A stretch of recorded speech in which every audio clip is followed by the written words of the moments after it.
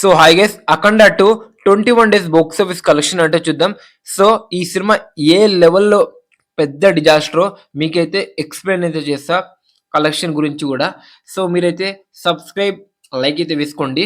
So ముందుగా మన Telugu state నుంచి స్టార్ట్ చేస్తే మన తెలంగాణ అంటే నైజాంలో వచ్చేసరికి 20,00,00,000 బిజినెస్ జరిగితే 19.2 షేర్ ఇంకా 80,00,000 అయితే కలెక్ట్ చేయాలి. ఇంపాసిబుల్ అనిపిస్తుంది. ఒక 50,00,00,000 నష్టం అంటే పెట్టే ఛాన్స్ అయితే ఉందని చెప్పొచ్చు. సీడెడ్ అంటే మన ఆంధ్ర. సో ఆంధ్రాలో వచ్చేసరికి అసలకి ఘోరం ఇక్కడైతే. ఎందుకంటే 13.5 అక్కడనే ఆగిపోయింది. సో కంప్లీట్ రన్ అయితే ఆగిపోయినట్టే. సో ఇక్కడ కూడా నష్టం 7,00,00,000 కాదు 8,00,00,000 షేర్ దగ్గర అయితే నష్టం అని చెప్పొచ్చు.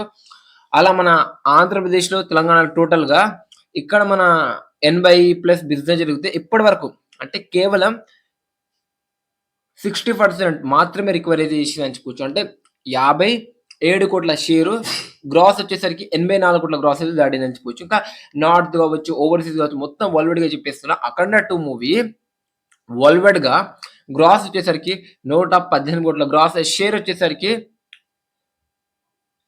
88,00,00,000 అంటే 88 కాదు 68,00,00,000 షేర్ అయితే దాటిందని చెప్పుకోవచ్చు. సో ఇది చాలా డిసప్పాయింట్. ఇంకా ఘోరం అయితే ఇదైతే.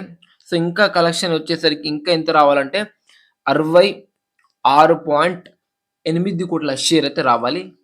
సో 65 కోట్ల నష్టం అయితే పెడుతుంది అని నేను అనుకుంటున్నా. మరి మీరేమనుకుంటున్నారు? అఖండ 2 ఎంత నష్టం పెడుతుంది అనుకుంటున్నారో కామెంట్ చేయండి.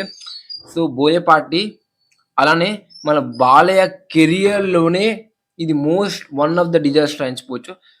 సో ఈ కాంబో అయితే ఫ్లాప్ అయింది అని చెప్పొచ్చు. బోయ అండ్ బాలయ్య. సో అఖండ 2 ఇది బాక్స్ ఆఫీస్ కలెక్షన్ 21 డేస్‌ది. సో దీని గురించి మీరేమనుకుంటున్నారు?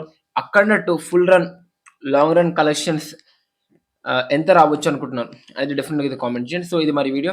వీడియో మీకు డెఫినిట్‌గా నచ్చుంటే లైక్ చేయండి, షేర్ చేయండి, సబ్స్క్రైబ్ చేసుకోండి.